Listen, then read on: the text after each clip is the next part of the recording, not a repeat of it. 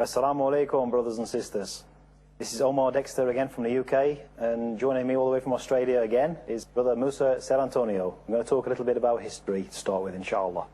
Assalamu alaikum. Wa alaikum salam wa rahmatullahi wa barakatuh. Thank you, Brother Omar.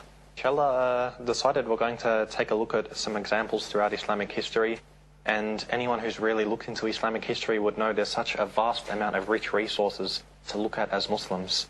The Muslims, have been people who weren't just isolated into the Arabian Peninsula. They spread out throughout the world, looking at their interactions, how they spread Islam, how they dealt with people, battles that took place. It's really amazing to look at these and to benefit from it, because there's so many amazing lessons to be learnt in them. Mainly, I'm hoping to look at, inshallah, first of all, looking at the history of Al-Andalus. And I'm sure you'd know Al-Andalus. Spain. Yes, basically Islamic Spain, all of the Iberian Peninsula. And it's interesting to look, first of all, a lot of people, they're not really too sure, how did such a vast expanse of land come under the rule of the Muslims? How did Islam enter into the peninsula? I think some people think that Islam spread by the sword. It's commonly perceived. A lot of people would think, the Muslims just sort of pushed their way through like barbaric people, but of course this actually wasn't the case. Not at all. We see with the case of Al-Andalus, what actually happened, looking at the politics of the time, you basically had the Visigoth Empire who had pushed down into Western Europe, and they had forced their form of religion, which was Catholicism, onto the local people. Now, the local people of Spain, they were essentially a form of Christianity which was known as Arianism.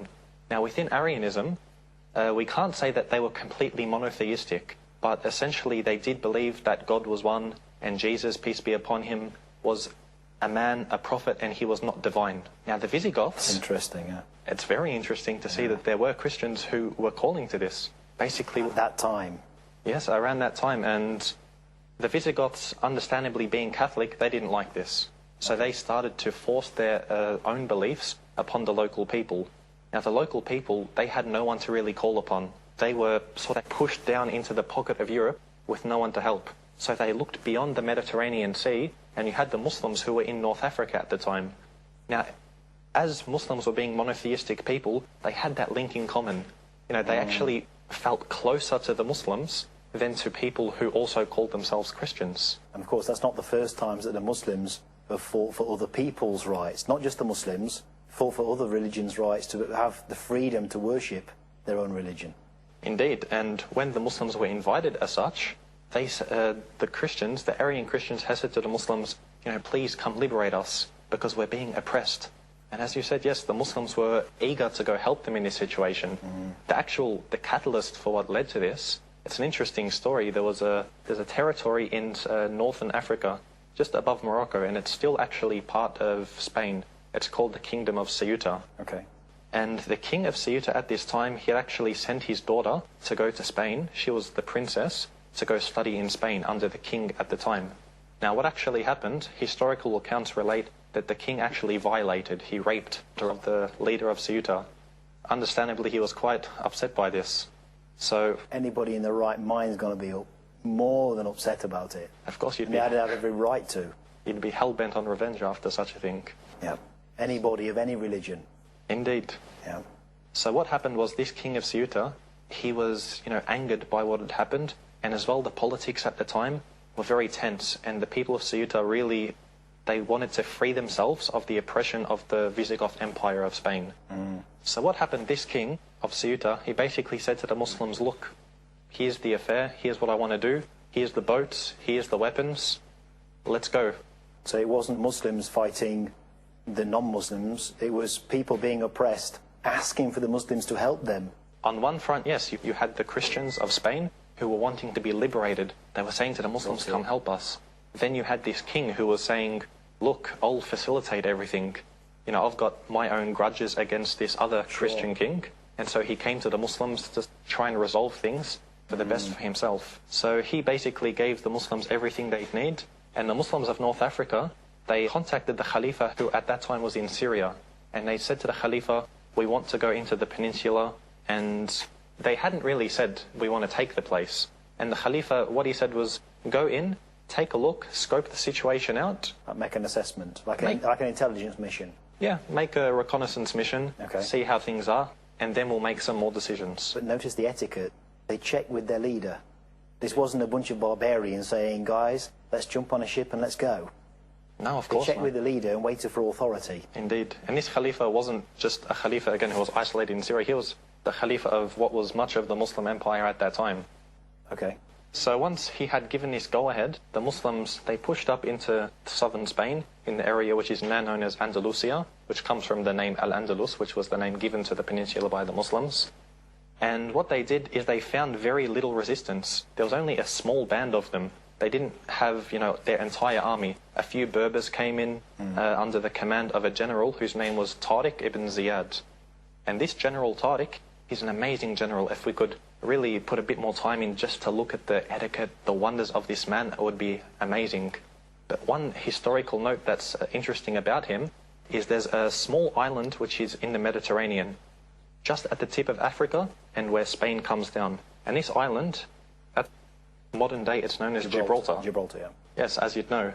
And Gibraltar actually gets its name from this general, because when he went there, they named the place after him Jebel Tariq, which in Arabic means the mountain of Tariq. Now, Jebel Tariq, over time, has become Gibraltar.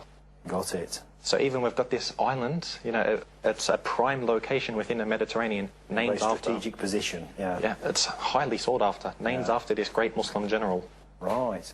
So what Tariq ibn Ziyad did, he had mostly Berber troops, and Berbers are the native North Africans. You'll find that around Morocco, Algeria, and they pushed up into the peninsula. And what happened, as I said, they faced very little resistance. If anything, they were actually welcomed once they arrived. If the people there have been oppressed, they're going to welcome someone to come in to liberate them. Indeed, they were happy to see them.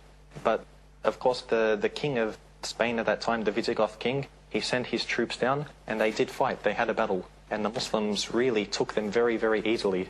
And it's narrated that what happened, there's some debate between Muslim historians and the non-Muslim historians to the veracity of this account, but nevertheless it's interesting to look at. What actually happened was once they had reached Spain, General Tariq, he said to his troops, behind you is the ocean, and ahead is the enemy. And what he'd done is this is where there's a bit of a dispute, he actually had the ship burnt. So he was pretty much set on his resolve on what his mission was. He was saying, yes, there's no turning back from here.